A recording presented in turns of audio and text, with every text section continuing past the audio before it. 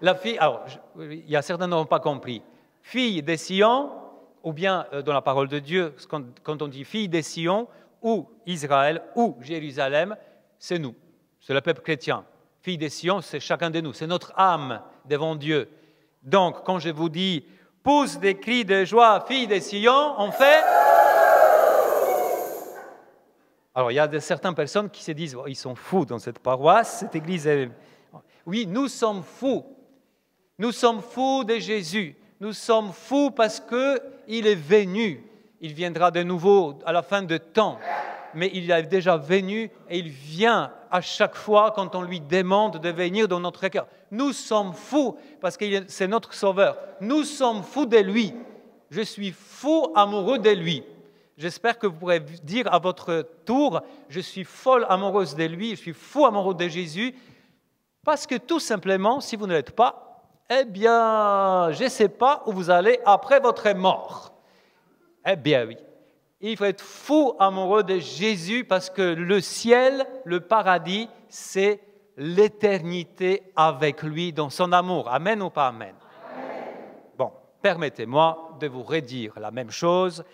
Pousse des cris de joie, fille des Sion, éclate en ovation. Israël, réjouis-toi, danse, bondis de joie. Waouh! Et les chrétiens sont comme ça.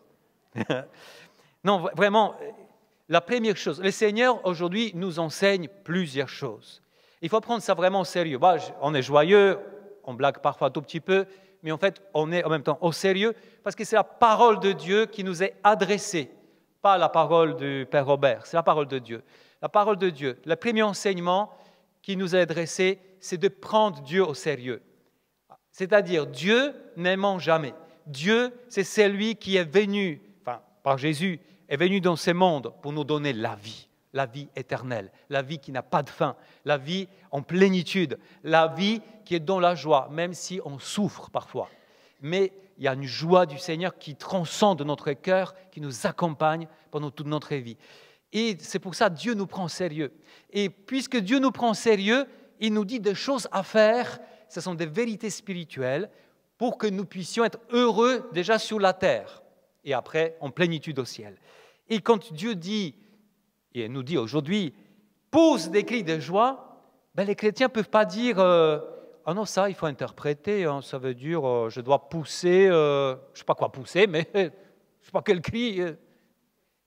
Parce que nous sommes, vous voyez, en voyageant comme missionnaire dans le monde, en visitant différentes communautés chrétiennes, en Afrique, j'ai eu la joie, au Brésil, j'ai eu la joie, aussi j'ai eu, quand j'étudiais à Rome, j'avais des frères et sœurs indiens qui venaient pour étudier, j'ai vu des messes animées par eux, par exemple pour les frères et sœurs indiens, qui sont catholiques, le chant de communion, c'est pas comme chez nous, tout doux, oh Jésus, mon petit. C'est l'action des grâces.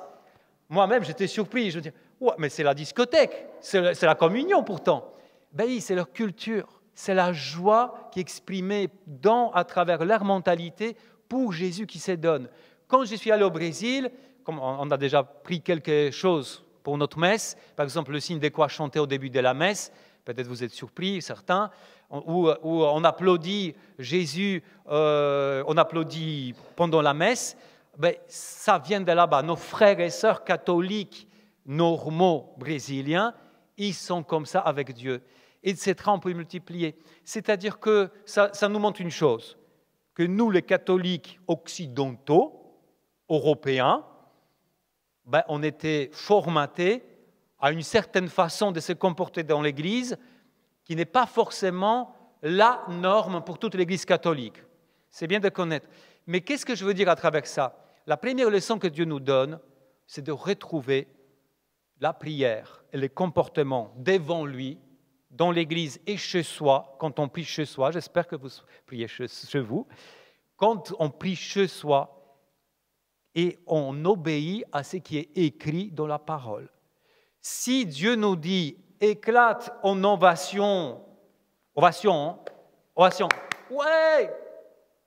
éclate en ovation, peuple d'Israël, je ne peux pas dire « j'éclate en ovation, tellement profond dans mon cœur, c'est ta joie, j'ai la tête complètement détruite, je suis triste à fond, mais mon cœur est dans la joie.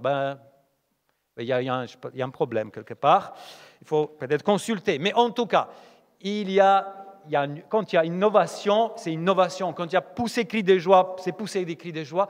Quand la parole de Dieu nous dit dans un psaume, prosternez-vous devant le Seigneur, prosterne-toi devant le Seigneur.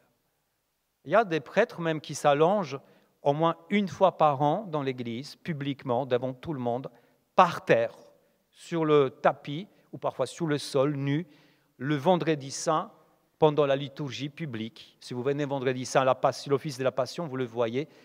Quand c'est prosterné, c'est prosterné. C'est-à-dire que si nous suivons déjà ce que Dieu nous dit dans sa parole, dans nos gestes, dans nos attitudes devant lui, déjà nous allons vivre une première libération. La deuxième chose que Dieu nous enseigne aujourd'hui, c'est la joie. C'est le deuxième truc avec lequel nous, les chrétiens occidentaux, on a un grand problème. Parce qu'on nous a formaté depuis tout petit que dans une église, s'il vous plaît, il faut être très, very big, beaucoup sérieux. Pas regarder à droite, ni à gauche, ni rigoler, ni rien. Mais ce n'est pas normal non plus. Pourquoi? Alors bien sûr, si vous venez ici, vous n'êtes pas respectueux, si vous faites la match de foot et ici, vous chantez je ne sais pas quoi, voilà, pour le PSG, je ne sais pas quoi, on est d'accord, ce n'est pas l'endroit, on respecte le lieu sacré. Mais si le Seigneur nous dit, soyez dans la joie, criez pour moi, applaudissez mon amour, tu ne peux pas dire, non, moi j'applaudis au fond de mon cœur. Ça n'existait pas, ça. Et c'est là on a un problème. Et pourtant, regardez ça. On aime la joie. On aime tous une bonne compagnie. Un bon repas, une bonne compagnie des amis, ça nous donne la joie. On aime tous, par exemple, voir un bon film, une bonne comédie de temps en temps, pour nous détendre. Parce qu'on a la joie. On aime tous écouter un bon humoriste qui nous fait rire, ou un ami qui nous fait des blagues, bon, pas au-dessous de la ceinture, mais pas de vulgaire, mais des belles blagues, des bonnes blagues. On aime tous se réjouir, effectivement, quand il y a notre équipe de foot gagne. On crie, on chante. Bon, qu'est-ce que ça veut dire? Ça veut dire que, puisqu'on aime la joie, et la joie est quelque chose de bon, en fait, nous sommes faits à l'image et la ressemblance de Dieu. Et ça veut dire qu'il y a une joie encore plus grande qui se trouve où? Auprès de Dieu. Et c'est pour ça, aujourd'hui, quand l'Église, quand la parole de Dieu nous dit « Réjouissez-vous dans le Seigneur », ça veut dire que le Seigneur veut nous donner sa joie. Sa joie qui transcende toutes nos petites joies quotidiennes, qui sont humaines, qui sont belles. Mais cette joie que Dieu veut donner est la plus grande, est la plus puissante. Elle est capable de transformer, guérir notre vie. Amen ou pas amen? Est-ce que vous voyez ça? C'est important parce que nous, encore une fois, les Occidentaux, on est trop bipolaires. C'est-à-dire, on est la joie du monde. Oh non, c'est pas bon ça. Et du coup, on vient à l'église, oh la joie, c'est pas bon. C'est qui a dit ça? C'est pas vrai. Tout simplement, c'est pas vrai. Seulement, il faut chercher la joie du Seigneur. Mais c'est une joie qui est véritable, qui est forte. C'est une joie, comme Saint Paul dit, qui écrit aujourd'hui, frères et sœurs, soyez toujours dans la joie. Je vous le dis, je vous le répète, parce que parfois vous avez des oreilles sourdes. Je vous répète, soyez dans la joie. Tu prends une claque, tu prends une deuxième claque, je dois être dans la joie. La joie du Seigneur. Apprendre cette joie pour moi. Et c'est vrai que, vous voyez, il y a la joie de Dieu quand elle habite notre cœur. Parfois, elle est, je dirais, pas très sensible, mais elle est forte. Cette joie, quand elle n'est pas très sensible, exubérante, mais forte, discrète et forte, elle nous aide à traverser les épreuves de notre vie.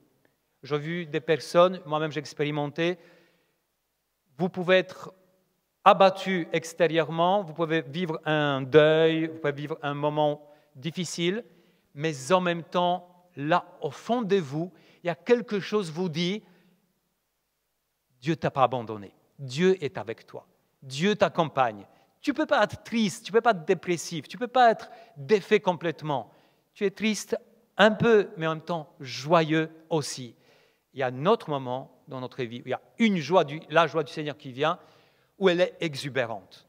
Elle déborde.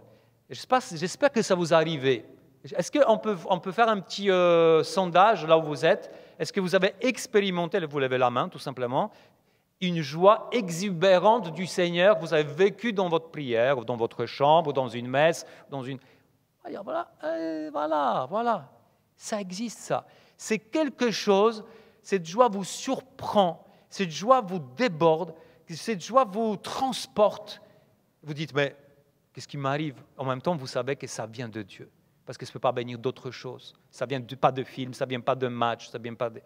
Et ça, c'est la joie du Seigneur. Et elle est importante, Dieu nous demande à l'accueillir avec un grand sérieux, enfin, joyeux et sérieux. Être joyeux et sérieux, c'est prendre au sérieux ce qu'il veut nous donner. N'oublions pas que parmi les dons du Saint-Esprit se trouve la joie. Parmi les dons du Saint-Esprit, le Nouveau Testament, voici le don du Saint-Esprit, la joie. Ça vient de Dieu. Cette joie est divine. Waouh, réjouissez-vous dans le Seigneur. Réjouissez-vous dans le Seigneur. Alors, pourquoi cette joie? Maintenant, pourquoi cette joie? Alors, cette joie, pourquoi il veut nous donner cette joie? Pourquoi, en fait, on trouve ça dans la première lecture? Elle est puissante, cette première lecture. Franchement, prenez-la à la maison, relisez-la, elle est courte, elle est géniale. Cette joie, ce n'est pas parce que tu mérites cette joie. Ce n'est pas parce que tu as bien travaillé, hein, tu n'as pas péché pendant 24 heures, ça y est, tu as le droit à la joie de Dieu. Ce n'est pas parce que tu as lu toute la Bible que tu as droit à la joie de Dieu en toi. C'est rien à voir. Pour 4 raisons, cette joie que Dieu veut te donner, aujourd'hui même, pendant cette messe, dans ta maison. Parce qu'on nous dit que ce Dieu-là, il est au milieu de toi. Avant même que tu tournes tes yeux vers lui, il vient déjà vers toi. Pourquoi? Parce qu'il t'aime. Parce que Dieu est amour. Parce qu'il t'a prévu depuis toute la fondation du monde, il a prévu ton existence, il a prévu ta vie. Il t'a aimé avant même que tu puisses dire « Ah, peut-être Dieu existe, je veux bien me le chercher. » Avant tout cela, il t'a aimé déjà. Dieu, ça c'est la parole de Dieu, ce n'est pas Père Robert, c'est Dieu est au milieu de toi. Il est en toi. Il t'aime.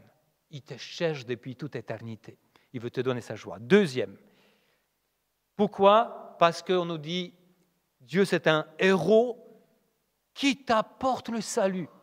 Il vient te sauver. Il vient quand tu es dans la boue quelque part, dans le sable mouvant de ta vie, dans les épreuves qui te tirent vers le bas. Il vient comme un sauveur. Il vient te tendre, t'attraper par la main pour te sortir de là où tu t'enfonces. Il vient comme un héros. C'est mieux que n'importe quel super-héros. Il y en a plein de super-héros maintenant dans les films. C'est mieux. Alors, je ne sais pas si personne d'un certain âge, peut-être vous n'avez pas votre super-héros préféré, mais il y a des frères qui... ça déborde là. C'est... Batman, Superman, Kraven, enfin, il y a à chaque année, on a des nouveaux qui sortent. Jésus, Dieu, tu as une joie de lui parce que c'est lui qui vient te sauver, Dieu lui-même.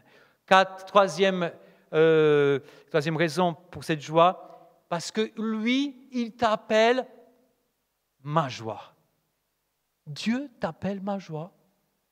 Alors peut-être ta femme, ton mari ne t'appelle pas comme ça. Bon, c'est un drame, mais on ne va pas entrer dans le détail. Mais Dieu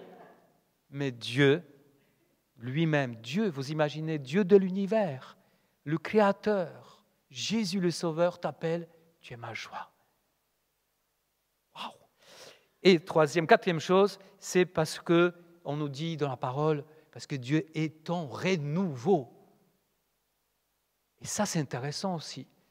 Enfin, moi, je n'ai pas encore 50 ans, presque, mais de temps en temps, je me dis, oula, je vieillis un peu, je m'installe un peu. Seigneur, viens m'aider un peu, me donner un renouveau, parce que là, je m'encroute, je commence à...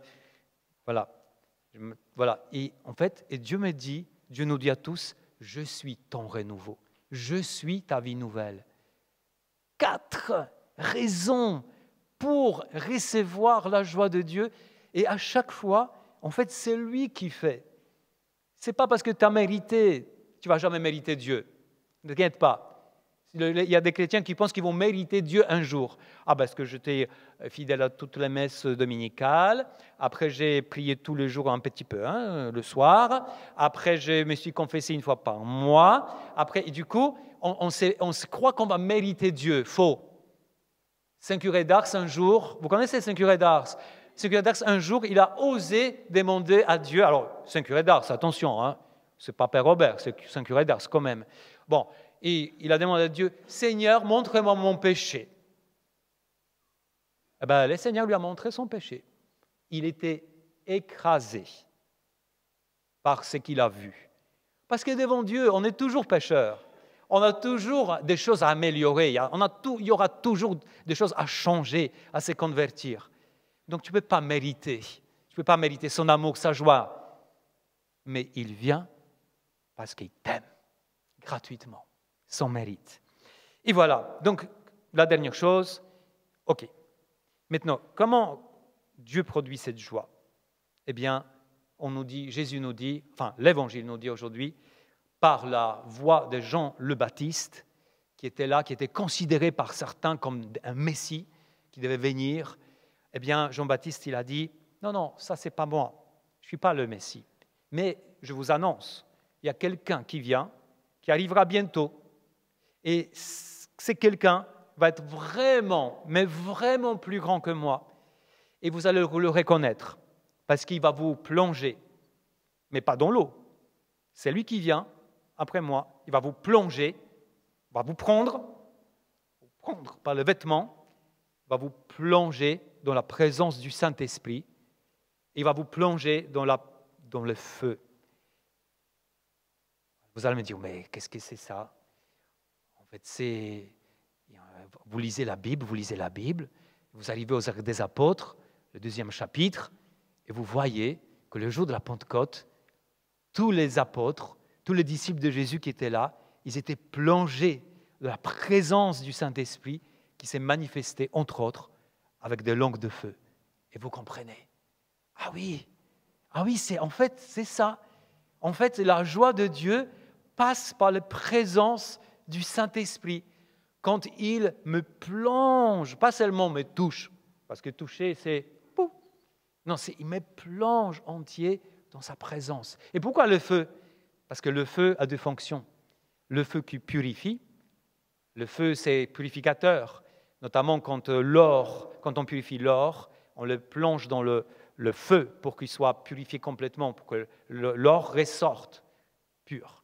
Eh bien, quand on a besoin d'être renouvelé, et c'est notre cas, désolé, les miens aussi, on a besoin d'être tous renouvelés.